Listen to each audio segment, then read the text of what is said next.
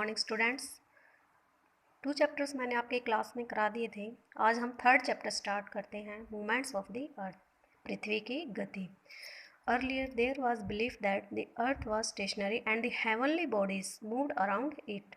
पहले विश्वास किया जाता था कि जो पृथ्वी हमारी वो स्थिर है और जो आकाशीय पिंड हैं वो उसके चारों तरफ घूमते हैं।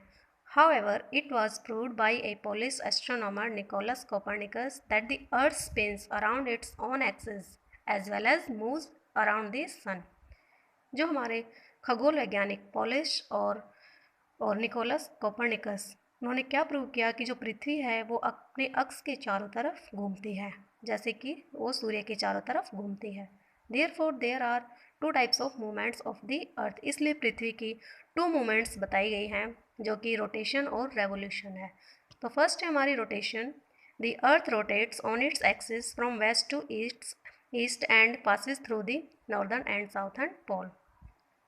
पृथ्वी अपने अक्ष के चारों तरफ पश्चिम से लेकर पूर्व तक घूमती है and passes through the northern and southern pole, और उत्तरी और दक्षिणी पोल के थ्रू गुजरती है। This motion of the earth is called rotation. पृथ्वी की ये मोशन, ये गति रोटेशन कहलाती है। This rotation is completed in 24 hours और a day and is called the motion of the earth. पृथ्वी की ये गति 24 आवर्स मीन्स 24 घंटे में, यानी कि एक दिन में कंप्लीट होती है, और इस गति को हम क्या कहते हैं? रोटेशन, यानी कि मोशन ऑफ द अर्थ, पृथ्वी की गति कहते हैं। This motion is responsible for the occurrence of day and night. पृथ्वी की यह गति यानी दिस मोशन, यानी कि कौन सी मोशन? रोटेशन किसके लिए रिस्पॉन्सिबल है? डे और नाइट, यानी कि इससे दिन और रात बनते हैं। It is the movement of the earth that has set a belief for man that sun rises from the east and set in the west. तो पृथ्वी की इस गति से क्या होता है कि जो सूर्य है वो पूर्व से उगता है और पश्चिम में छिपता है। आगे है रोटेशन, डे एंड नाइट, यानी कि दिन और रात।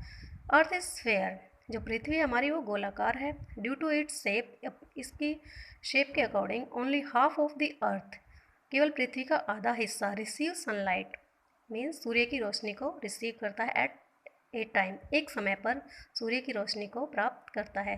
The part that receive sunlight has day, जो भी पार्ट पृथ्वी का सनलाइट यानी कि सूर्य की रोशनी को रिसीव करता है, यानी कि सूर्य की रोशनी पृथ्वी के जिस पार्ट पर गिरती है वहाँ पर दिन होता है, और जो रिमेनिंग पार्ट है, रिमेनिंग हाफ पार्ट बच गया, आधा हिस्सा पृथ्वी का, वहाँ पर क्या होती है? रात।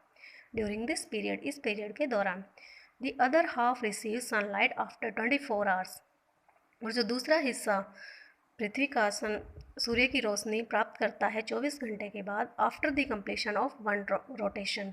इससे क्या होता है कि एक रोटेशन कंप्लीट हो जाती है। This reason for the time differences between different countries is the rotation of the अर्थ। जो भी अलग अलग कंट्रीज़ में, अलग अलग देशों में जो भी टाइम का डिफरेंस आता है, यानी कि समय का जो अंतर आता है, वो पृथ्वी की जो गति है, रोटेशन, उसके कारण होता है। For example, if you have ever notice, अगर आपने कभी नोटिस किया है, there is a difference of 11 hours 15 minutes in the timing of the USA and India.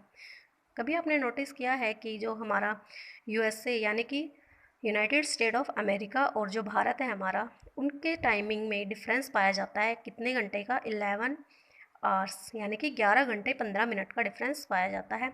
If it is 11:30 AM in India, यदि इंडिया में 11:30 हुई हैं सुबह की, it would be 12 AM in the USA.